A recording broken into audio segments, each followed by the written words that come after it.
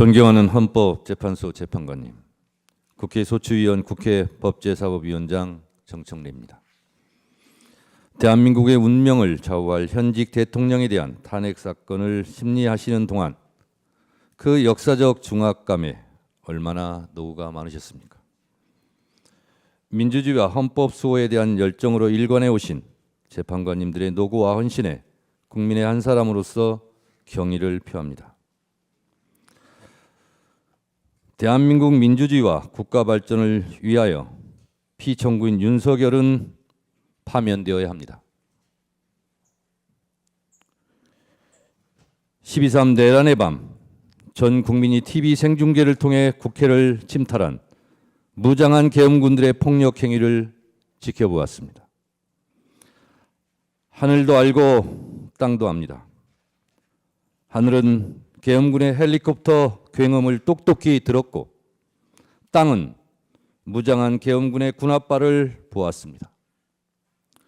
호수 위에 떠있는 달 그림자도 목격자입니다. 전 국민이 목격자고 전 세계 외신들도 한국의 비상계엄 친위 쿠데타를 실시간으로 타전했습니다. 내란 우두머리 피의자 윤석열을 파면해야 될 필요하고도 충분한 조건은 이미 성숙되었습니다. 대한민국 5천만 국민이 생각이 다 같을 수 없습니다. 남녀가 다르고 태어난 일시가 다르고 태어난 지역과 환경과 문화도 다릅니다. 그래서 생각도 다르고 의견도 주장도 다릅니다. 그러나 다른 것과 틀린 것은 구별되어야 합니다. 내 생각과 다르다고 다른 사람이 틀린 것이 아닙니다. 내 생각과 다르다고 차별해서는 안 됩니다. 정치적 견해가 다르다고 혐오, 멸칭하고 탄압해서도 안 됩니다. 더군다나 권력을 악용해 상대방을 탄압, 제거, 수거 대상으로 삼아서는 안 됩니다. 한 사람이 천하고 우주라 했습니다. 밤하늘에 떠있는 별처럼 국민 한 사람 한 사람은 다 존중받아야 합니다. 이것이 헌법 제10조 모든 국민은 인간으로서의 존엄과 가치를 가지며 행복을 추구할 권리를 가진다. 국가는 개인이 가지는 불가침의 기본적 인권을 확인하고 이를 보장할 의무를 진다는 헌법의 기본권 조항들을 관통하는 근본 원칙입니다. 대한민국은 국민 주권 영토로 구성되어 있습니다. 국민이 곧 국가입니다. 국민은 국가를 사랑하고 국가는 국민의 생명과 재산, 안전을 보장해야 합니다. 국민은 국가를 사랑하기에 애국가를 부르고 국기에 대한 맹세를 합니다. 대한민국 국민들은 생각이 달라도 애국가와 태극기를 사랑합니다. 국가를 위하여 개인을 희생하면서 헌신 봉사하는 애국심은 대한민국 국민이 1등입니다. 대한민국 국민은 나라를 사랑합니다. 임진왜란, 일제강점기, 한국전쟁, 군부 독재로부터 나라를 지킨 것도 국민이고 나라를 발전시킨 것도 국민입니다. 허리띠 졸라매며 자식들 교육시켜 오늘날의 민주화와 산업화를 이룬 주인공은 우리의 할아버지, 할머니, 어머니, 아버지 국민들이었습니다. 영화 기생충, 오징어 게임, BTS의 나라, 문화 강국, 올림픽 금메달의 스포츠 강국 대한민국을 이룬 것은 자랑스러운 우리의 아들, 딸 국민들이었습니다. 나라를 지킨 것도 국민이고 나라를 발전시킨 것도 국민입니다. 나라의 주인도 국민입니다. 대한민국 국민은 헌법을 사랑합니다. 헌법은 생각과 주장, 의견이 다를 때 대한민국은 이 방향으로 가자고 결정해 놓은 대국민 합의 문서입니다. 국민 전체의 약속이자 국민이 지켜야 할 국가 이정표입니다. 헌법은 나침반입니다. 헌법은 국민이고 애국가이고 태극기입니다. 대한민국 국민 누구도 헌법 위에 군림할 수 없습니다. 대한민국의 주권은 국민에게 있고 모든 권력은 국민으로부터 나온다는 것. 이것이 헌법 제1조 민주공화국의 헌법 정신입니다.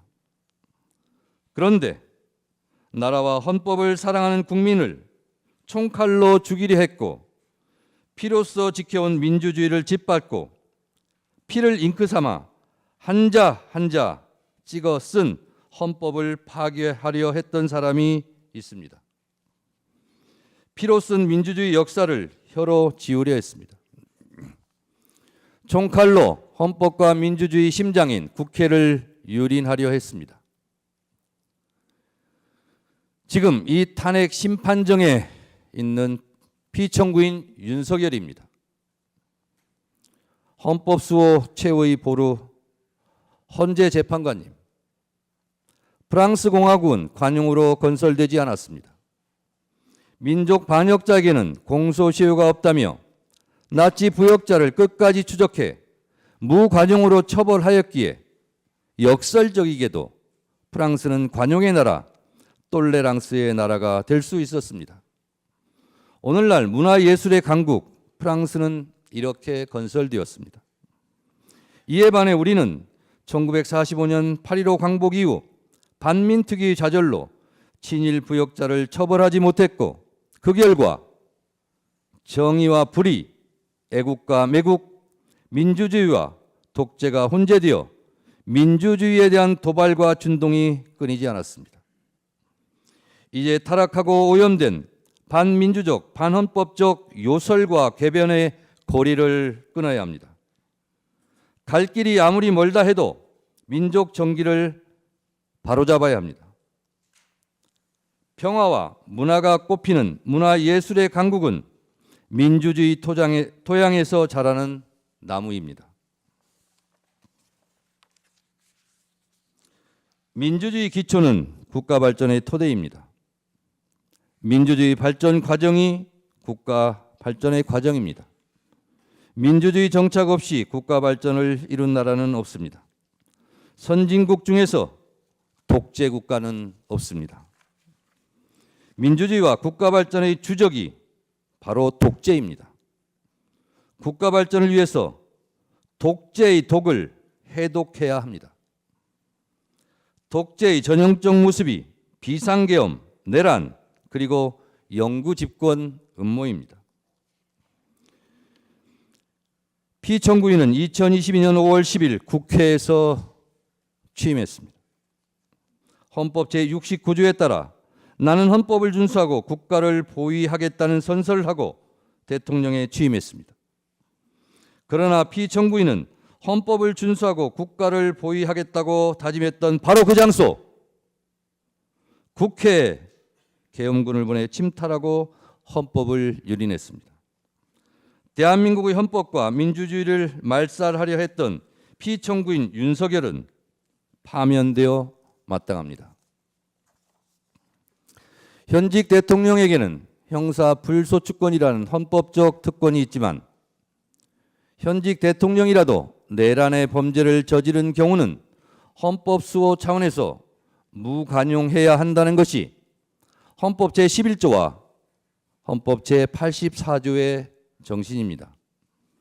내란의 범죄는 현직 대통령을 포함해 누구라도 예외 없이 처벌의 대상입니다.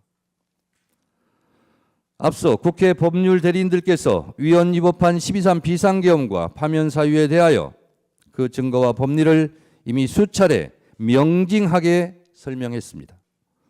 저는 국민의 입장에서 국민의 목소리를 담아 피청구인을 파면해야 할 이유에 대하여 다시 한번 말씀드리겠습니다. 첫째, 피청구인 윤석열은 헌법 제77조에서 규정한 계엄의 조건을 위반했습니다. 헌법 제77조 1항에 대통령은 전시, 사변 또는 이에 준하는 국가 비상사태에 있어서 병력으로서 군사상의 필요에 응하거나 공공의 안녕 질서를 유지할 필요가 있을 때에는 법률이 정하는 바에 의하여 계엄을 선포할 수 있다고 되어 있습니다. 12월 3일의 대한민국은 전시, 사변 또는 이에 준하는 국가 비상사태도 아니었고 병력으로서 군사상의 필요에 응하거나 공공의 안녕 질서를 유지할 필요가 없었습니다. 평온한 하루였습니다. 병력으로서 공공의 안녕 질서를 해친 장본인이 피청구인입니다. 계엄의 선포는 논란의 여지 없는 명백한 위헌 행위입니다. 둘째, 피청구인 윤석열은 계엄 선포의 절차적 정당성을 위반했습니다. 헌법 제82조는 대통령의 국법상 행위는 문서로서 하며 이 문서에는 국무총리와 관계 국무위원이 부서한다. 군사에 관한 것도 또한 같다고 되어 있습니다. 계엄법 제2조 5항은 대통령이 계엄을 선포하거나 변경하고자 할 때에는 국무회의의 심의를 거쳐야 한다. 제6항 국방부 장관 또는 행정안전부 장관은 국무총리를 거쳐 대통령에게 계엄의 선포를 건의할 수 있다고 되어 있지만 피청구인은 헌법 제82조와 계엄법 제2조를 모두 위반했습니다. 계엄 선포 시 정상적인 국무회의 심의 과정이 없었습니다. 국무위원들의 증언에 따르면 국무총리를 거치는 절차도 하지 않았고 개회에서는 폐회에서는 안건 토론 등 정상적인 국무회의도 부서한 회의록 문서도 부존재해 보입니다. 피청구인을 파면해야 할 뚜렷한 증거이자 이유입니다. 셋째, 피청구인 윤석열은 비상계엄을 해제할 유일한 권한이 있는 국회를 침탈했습니다. 헌법 제77조 제5항에는 국회가 제적의원 과반수의 찬성으로 계엄의 해제를 요구한 때에는 대통령은 이를 해제하여야 한다고 되어 있습니다. 비상계엄을 해제할 수 있는 유일한 곳은 유일하게 국회입니다. 이런 국회의 권한과 권능을 강압에 의하여 방해하려고 국회를 무장병력으로 통제, 봉쇄하려 했습니다. 이는 형법 제87조, 형법 제91조에서 규정한 내란의 죄를 위반한 명백한 국헌문란 내란 행위입니다. 국회 질서 운운하지만 국회는 국회 자체 내 질서 유지 시스템이 있습니다. 국회 유리창을 깨부수고 난입한 것은 질서 유지가 아니라 억압이고 폭력입니다. 국회 질서를 문란케 한 것은 다름 아닌 피청구인 윤석열 본인입니다. 넷째, 피청구인은 위헌위법적 포고령을 발표했습니다. 계엄포고령 1항, 국회와 지방의회, 정당의 활동과 정치적 결사, 집회, 시위 등 일체의 정치활동을 금한다는 것은 헌법 제77조 제3항을 정면으로 위반했습니다. 설령 합법적 계엄이더라도 국회에 관해서는 어떠한 특별한 조치를 할 수 없게 되어 있습니다. 다섯째, 계엄군이 중앙선관위를 침탈한 것도 사법부의 주요한 인사를 체포, 구금하려 했던 것도 모두 헌법과 법률을 위배했습니다. 사법권 독립을 정면으로 위반했을 뿐만 아니라 헌법의 삼권 분립 정신에도 위배됩니다. 이것은 헌법 제77조 제3항, 헌법 제114조, 헌법 제105조, 헌법 제106조, 헌법기관의 독립성 정신을 위반했고 형법 제91조, 헌법기관을 강압에 의하여 전복 또는 그 권능 행사를 불가능하게 하는 것으로 규정한 국헌문란 목적 내란죄에 해당합니다. 이 외에도 피청구인이 비상계엄 이후 보여준 사법정의 파괴 행위는 국민들에게 큰 실망과 충격을 안겨주었습니다. 피청구인은 12.3 내란 사태 이후 법관이 발부한 체포영장을 거부하며 사법기관의 법 집행을 무법천지로 만들었습니다. 극히 일부 지지자들에게 기대어 국가 혼란을 부추기고 선동하는 듯한 추한 모습을 보였고 부정선거라는 망상에 사로잡혀 있습니다. 부정선거 음모론은 제가 보기에 계엄 선포문에도 없던 사후 알리바이에 불과합니다. 만에 하나 그가 다시 복직하면 또다시 비상계엄을 일으킬지도 모른다는 의심을 받기에 매우 충분한 위험한 인물입니다. 존경하는 헌법재판관님, 피청구인 윤석열에 대한 헌법과 법률 위반 행위는 두 차례의 준비 절차와 오늘 11차 변론 기일에 이르기까지 엄격한 심리를 거친 서증과 영상, 16명 증인들의 증언에 의하여 충분히 입증되었다고 생각합니다. 이쯤 되면 피청구인은 위헌 위법한 비상계엄에 대해 반성과 성찰을 통해 국민들에게 진정으로 머리 숙여 사과해야 마땅합니다. 사람이라면 양심이 있어야 합니다.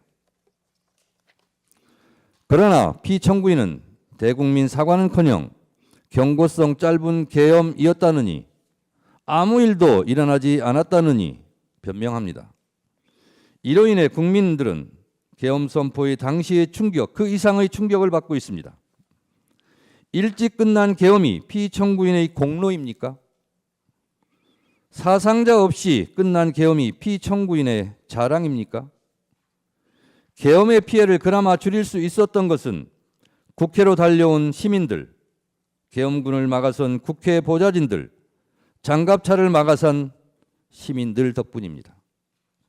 본인도 실토했듯이 명백한 불법 명령에 소극적으로 저항했던 군인, 계엄 해제를 위해 목숨 걸고 담을 넘었던 국회의원들의 합작품입니다. 경고성 계엄이고 아무 일도 안 일어났으니 또 계엄을 하시겠습니까? 사람이라면 염치가 있어야 합니다. 대한민국은 이미 군사 독재와 비상계엄에 대한 아픈 상처를 품고 있습니다. 우리 국민들은 1980년 5월 광주를 핏빛으로 물들였던 전두환 신군부의 비상계엄을 생생히 기억하며 살아가고 있습니다. 왜 찔렀지? 왜 쏘았지? 트럭에 싣고 어딜 갔지? 망월동에 부릅뜬 눈으로 대한민국의 민주주의를 지켜보고 있습니다. 이 광주 학살의 상흔과 그 정신들이 45년 후 내란의 밤 국회를 지켜주었습니다. 노벨문학상 수상자 한강 작가의 말처럼 과거가 현재를 도왔고 죽은 자가 산 자를 구했습니다. 민주헌법 지킴이 헌재 재판관님, 피청구인은 비상계엄 긴급 담화문에서 국회는 범죄자 집단의 소굴이 되었고 자유민주주의 체제 전복을 기도하고 있고 국회가 자유민주주의 체제를 붕괴시키는 괴물이 된 것 같다. 대한민국이 당장 무너져도 이상하지 않을 정도 풍전등화의 운명에 처해 있다. 우리 국민의 자유와 행복을 약탈하고 있는 파렴치한 종북 반국가 세력들을 일거에 척결하고 자유 헌정 질서를 지키기 위해 비상계엄을 선포한다고 했습니다. 피청구인에게 묻고 싶습니다. 지금도 2024년 12월 대한민국이 당장 무너져도 이상하지 않을 정도로 풍전등화의 운명에 처해 있었다고 생각하십니까? 혹시 명태균 황금폰으로 인한 본인만의 위기는 아니었습니까? 국회가 범죄자의 소굴입니까? 국회가 반국가 세력입니까? 국회가 종북 반국가 단체라면 총선에서 투표한 국민들도 반국가 종북 세력이란 말입니까?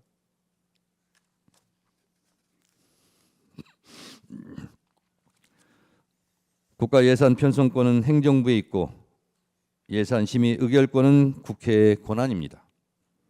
용처를 소명하지 못해 국민 혈세 낭비로 지목되었던 검찰 특수활동비를 삭감했다고 계엄을 한다면 과학기술 분야 R&D 예산을 대폭 삭감한 피청구인은 누가 응징해야 합니까? 1%도 되지 않는 국가 예산을 깎았다고 비상계엄을 한다면 매년 비상계엄을 해야 하는데 헌재에서 탄핵이 기각되면 또 비상계엄을 할 작정입니까? 위헌 위법한 고위직 공무원들을 탄핵할 권한은 국회에 있습니다. 국회의 엄연한 합법적 탄핵 권한을 말씀하시는데 피청구인도 국회의 권한에 따라 탄핵되었고 법률적 절차에 따라 지금 이곳에서 탄핵 심판을 받고 있습니다. 피청구인 역시 헌법과 법률에 따라 20여 차례나 거부권을 행사했지 않습니까? 김건희 특검법, 최혜병 특검법 등 본인과 아내에 대한 이해 충돌이 있는 법안도 다 거부권을 행사하지 않았습니까? 국회도 대통령도 헌법과 법률에 따라 각자 권한을 행사한 것입니다.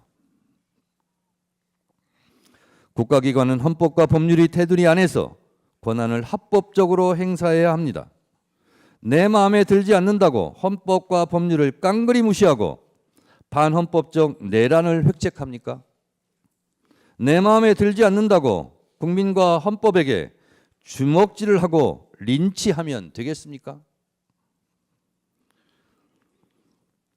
피청구인은 여야 합의가 되지 않아 거부권을 행사한다고 했습니다.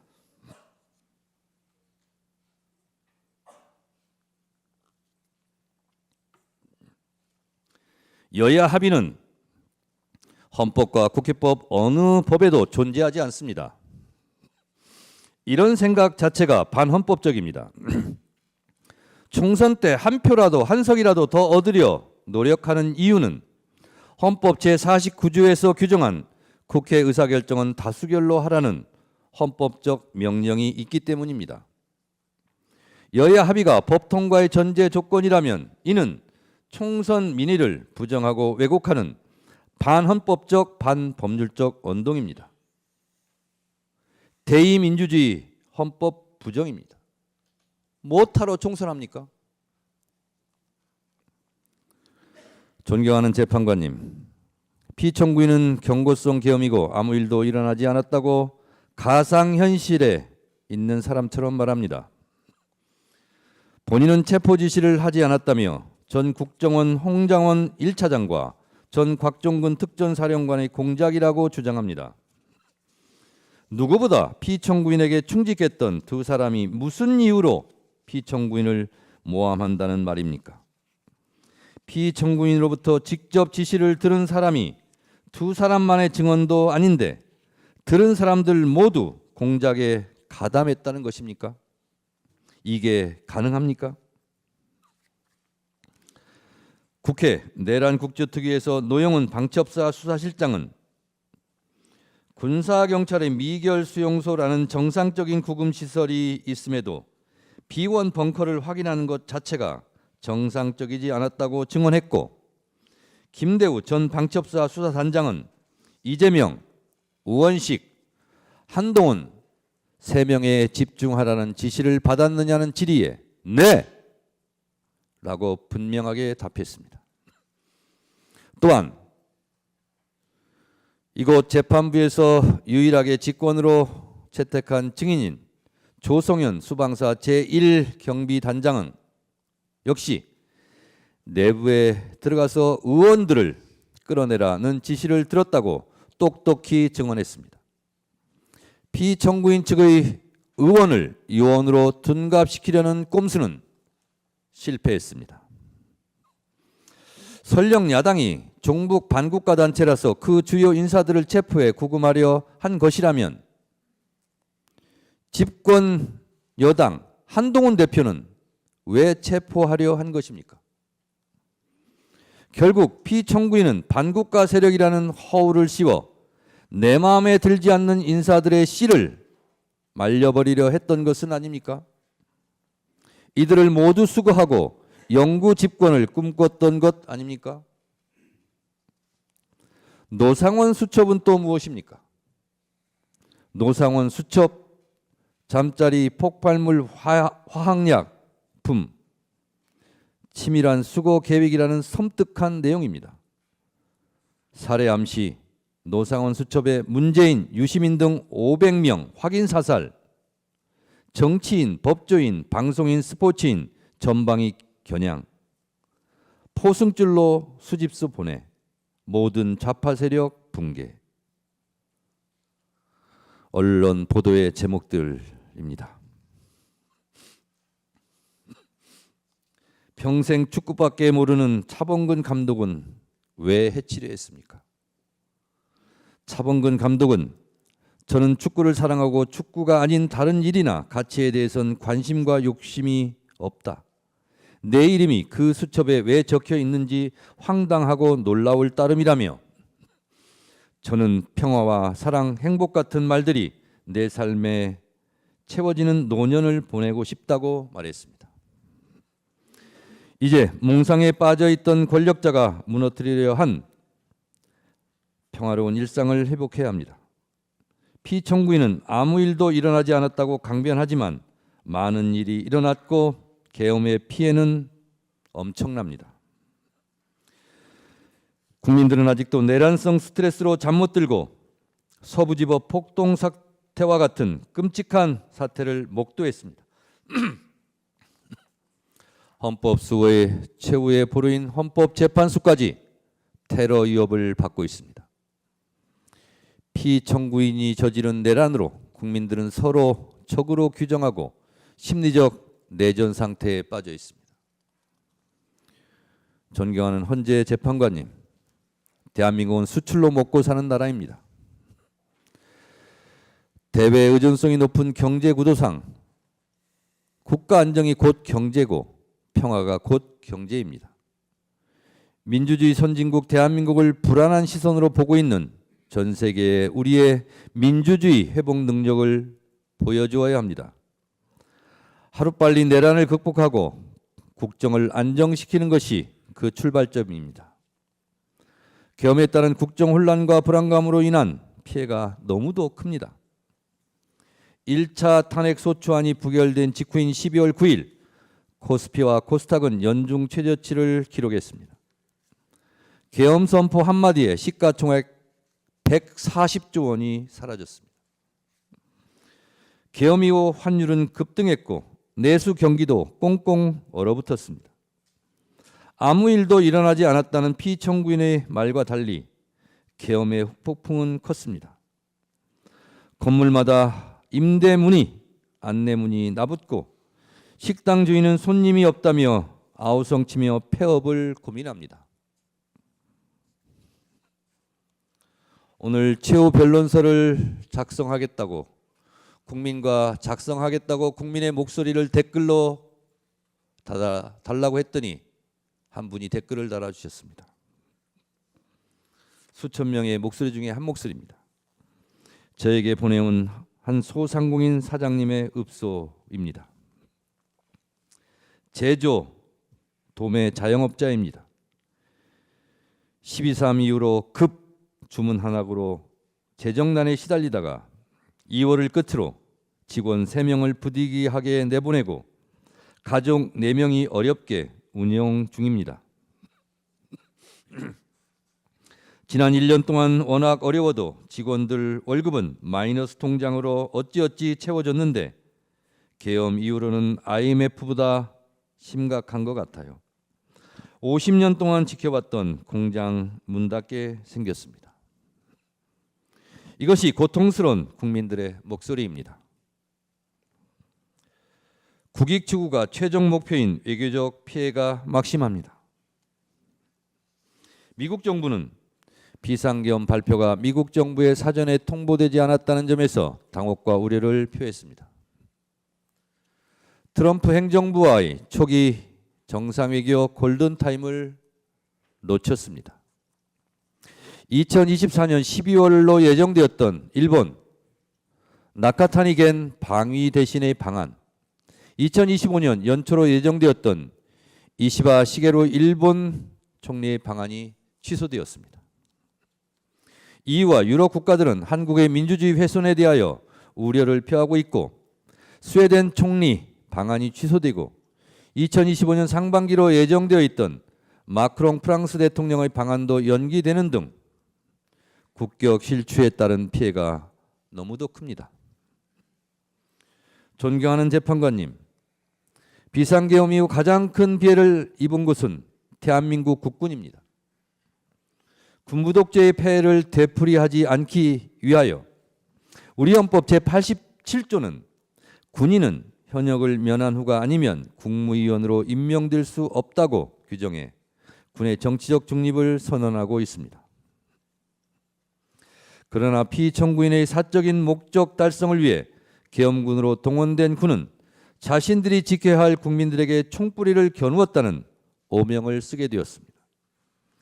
실추된 군의 명예를 되살려 이들이 다시 나라와 국민을 지킨다는 자긍심으로 복무할 수 있도록 해야 합니다. 그 출발점은 군의 존재 이유를 허물어뜨린 피청구인에게 응분의 책임을 묻는 것이 되어야 합니다.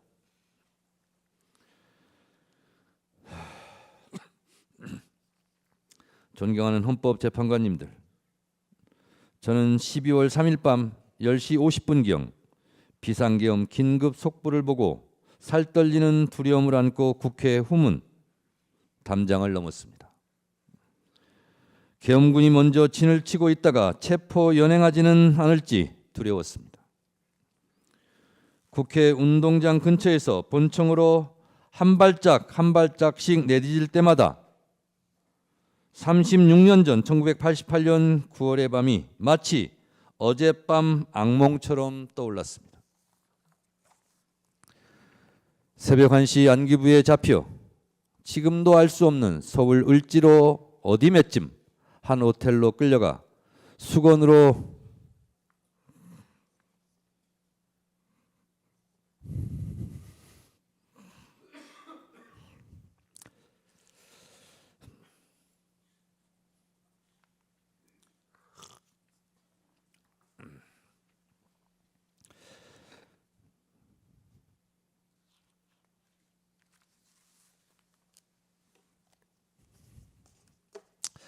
수건으로 눈을 가린 채 속옷 차림으로 4시간 동안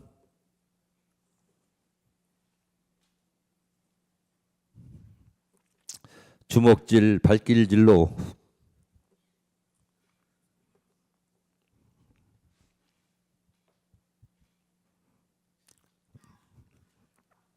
고문 폭행을 당했습니다. 살아있음이 고통이었습니다. 언론에 보도된 노상원 수첩대로 시행되었다면 수많은 사람들이 죽음을 피하지 못했을 것입니다. 존경하는 재판관님, 대한민국은 세계가 놀랄 만큼 한국 현대사 100년 동안 왕조 국가에서 민주주의 국가로, 원조를 받던 나라에서 원조를 해주는 나라로, 문화예술의 강국으로 발전해 왔습니다. 지금 이 시각에도 코리안 드림을 꿈꾸며 지구촌 곳곳 한국어 학당에서 한국어를 배우려는 사람들이 줄을 서고 있습니다. 정치, 경제, 외교적으로도 대한민국은 유수의 민주주의 선진국이 되었고 군사적으로도 세계 6위의 강대국이 되었습니다. 백범 김구 선생이 꿈꾸었던 문화가 꽃피는 나라가 되었습니다. 우리 국민들은 그동안 외국의 어떤 나라도 북한도 감히 흔들 수 없는 나라라고 자부해 왔습니다. 이런 자랑스러운 나라에서 현직 대통령에 의해서 국회가 계엄군에 의해 침탈당하고 정적을 제거하기 위해 친위 쿠데타를 일으키는 끔찍한 일이 생길 줄은 꿈에도 상상할 수 없었습니다. 피청구인 윤석열은 지금도 비상계엄이 고도의 통치 행위라며 반성과 성찰을 거부한 채 계엄과 내란을 정당화시키는 궤변과 요소를 늘어놓고 있습니다. 그를 파면함으로써 하루빨리 대한민국을 정상으로 돌려놓아야 합니다. 존경하는 헌법재판관님, 헌법재판소는 헌법수호의 최후의 보루이며 국민주권을 지키는 마지막 방파제입니다. 피청구인의 반헌법적 내란 행위는 민주주의 근간을 뒤흔드는 중대한 위헌적 시도였으며 국민의 자유와 권리를 본질적으로 침해하는 반헌법적 도발이었습니다. 피청구인은 군 통수권자로 부여받은 막강한 권한을 남용하여 군과 경찰을 사유하는 중대한 위헌 행위를 저질렀습니다. 아직도 부정선거 음모론의 포로가 되어 총선 결과로 구성된 국회를 부정하고 있습니다. 탄핵이 기각되면 국정을 어떻게 이끌어 가겠다는 등 허무맹랑한 변명과 시건을 잠시 후에 들을지도 할지도 모르겠습니다. 국민들은 피청구인의 적반하장, 남탓만 하는 아무 말 대잔치를 이제 믿지 않을 것입니다. 콩으로 매주를 쓴다 한들 누가 믿겠습니까? 피청구인의 말에 속지 맙시다. 무신분립이라 했습니다. 신뢰를 잃은 대통령은 국민 앞에 다시 설 수 없습니다. 민심은 바다와 같아서 배를 띄울 수도 뒤집어 엎을 수도 있습니다. 피청구인에게서 민심은 떠났습니다. 피청구인의 반헌법적 내란 행위는 주권자인 국민에 대한 명백한 배신이었습니다. 피청구인의 사익과 탐욕을 위한 권력 남용과 헌정질서 파괴로 인한 국민의 신뢰가 완전히 무너졌습니다. 국민이 더 이상 이를 용납하지 않는 것은 너무도 당연한 귀결입니다. 피청구인을 파면하는 것은 대통령이라는 최고 권력자에게 헌법을 준수할 의무를 다시금 상기시키고 헌법의 적으로부터 헌법을 수호하는 일입니다. 헌법을 파괴한 행위에 대해서는 예외 없이 단호하게 대처한다는 것이 헌법의 준엄한 명령입니다. 민주주의 적은 민주주의로 물리치고 헌법의 적은 헌법으로 물리쳐야 합니다. 대통령의 탄핵은 결코 가볍게 결정되어서는 안 되지만 헌법과 법률이 정한 요건이 충족되고 헌법 질서를 지키기 위한 불가피한 선택이라면 이는 반드시 이루어져야 합니다.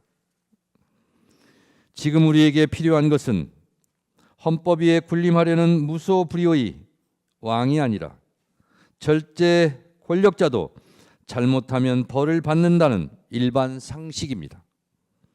대통령에 대한 파면 결정은 사적 감정의 정치 보복이나 정치적 공격이 아니라 오직 헌법과 법치주의를 회복하기 위한 헌법 수호자의 결단입니다.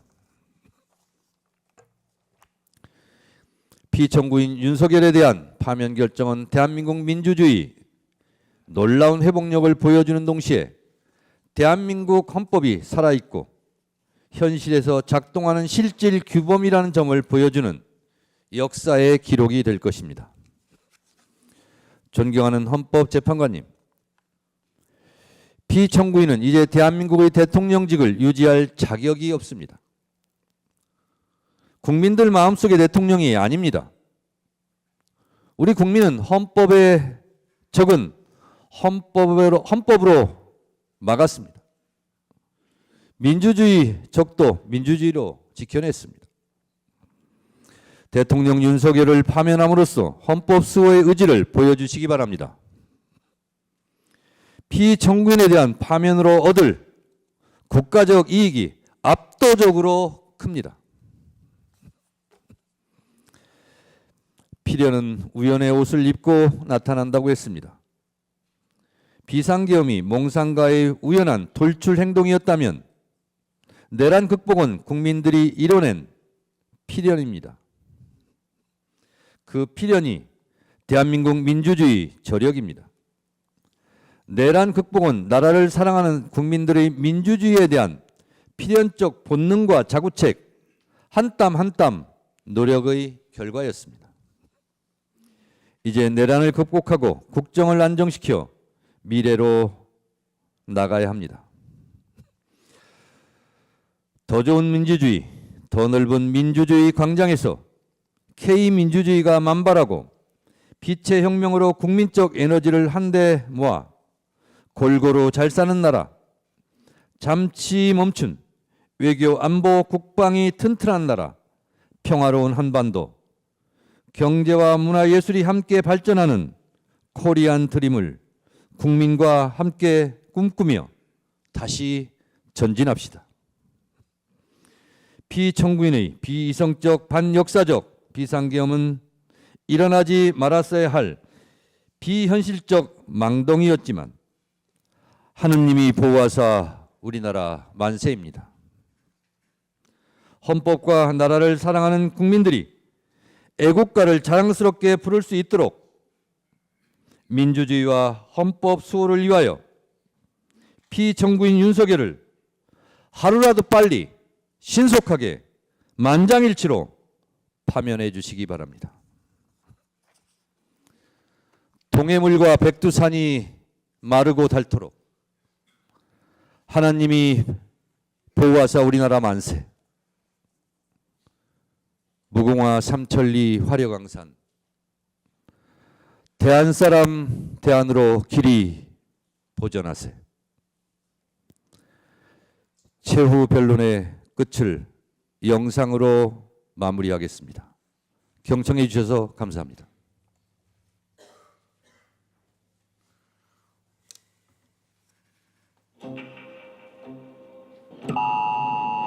친애하는 국민 여러분, 반국가 세력들을 일거에 척결하고 자유 헌정 질서를 지키기 위해 비상계엄을 선포합니다.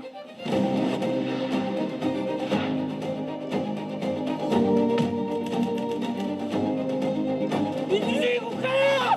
국회로 왜 못 들어가게? 계엄이 아무리 선포돼도 국회는 열려야지.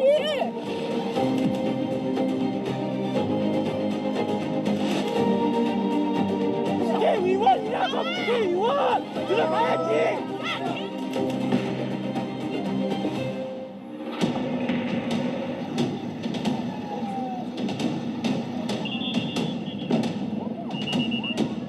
이거는 순간의 반역자, 모두 역사의 반역자가 되는 거라고. 이거 만들라고.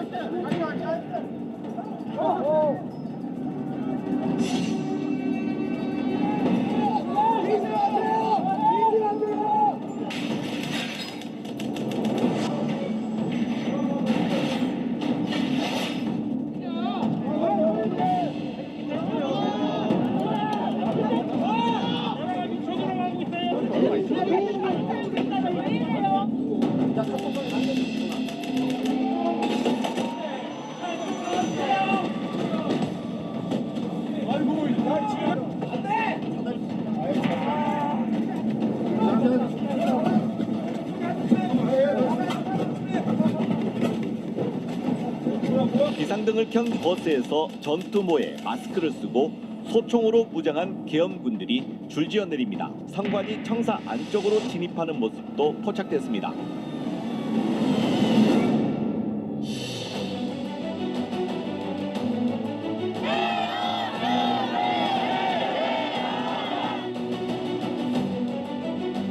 재석 190인 중 찬성 191으로서 비상계엄 해제 요구 결의안은 가결되었음을 선포합니다. 이제 비상계엄 선포는 무효입니다. 따라서 군경은 즉시 국회 경내를 나가 자신의 자리로 돌아가기 바랍니다.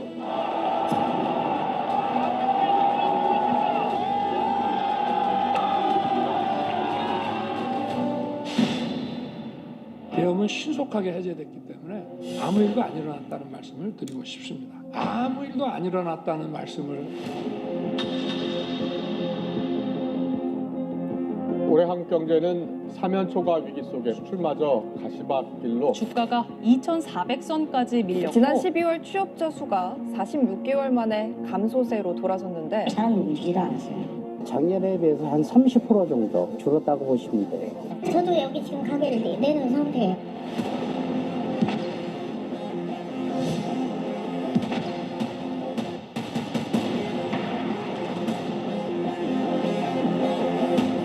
대통령께서 비화폰으로 제게 직접 전화를 하셨습니다. 의결 정족수가 아직 다 안 채워진 것 같다. 빨리 문을 부수고 들어가서 안에 있는 인원들을 끄집어내라. 원장님, 제가 대통령님으로부터 전화를 받았습니다. 대통령께서 방첩사를 지원하라고 합니다. 방첩사에서 지금 이재명하고 한동훈을 잡으러 다닌답니다. 00시 50분에서 01시 사이에 보안폰으로 전화하셨습니다. 화상회의를 했는데 대통령님께서 문을 부셔서라도 국회의원을 끄집어내라고 말씀하셔서 전기라도 필요하면 끊어라. 계엄군은 일반 조명과 비상 조명을 차례로 단전했습니다. 이재명 대표는 있었고 야당 원내대표 있었고, 그러니까 이제 위원장이 보니까 위원장이 생각이 나고, 김명수 전 대법원장, 그리고 권순일 대법관. 부금 시설 관련된 지시와 체포와 관련된 지시는 제가 예인영 사령관으로부터 직접 지시를 받았습니다. 국무회의 자체가 많은 절차적, 실체적 흠결을 가지고 있었다, 그렇게 생각하고요. 저도 역시 우려를 표명했죠. 저는 국무회의라고 보기는 어렵다고 생각합니다. 기획재정부 장관이라고 부르셨고요. 그 자리에서 그 옆에 누군가가 저한테 그 참고 자료라고 전달했습니다. 본인이 대통령으로부터 직접 쪽지를 받은 것은 맞다. 맞습니다. 동원된 실판수가 몇 발인지 알고 계십니까? 예, 저희가 파악해서 약 18만여 말로 저희 국정조사위원회에 보고를 해줍니다. 네. 국회의원들이 모이고 있단다. 뭐 150명을 넘으면 안 된단다. 막아라.